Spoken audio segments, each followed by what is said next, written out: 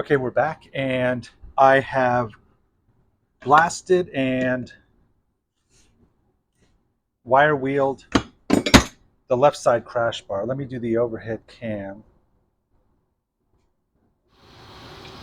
And so it looks great.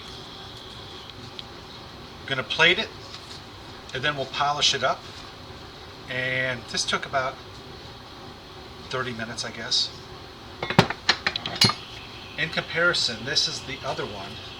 This is the right side one.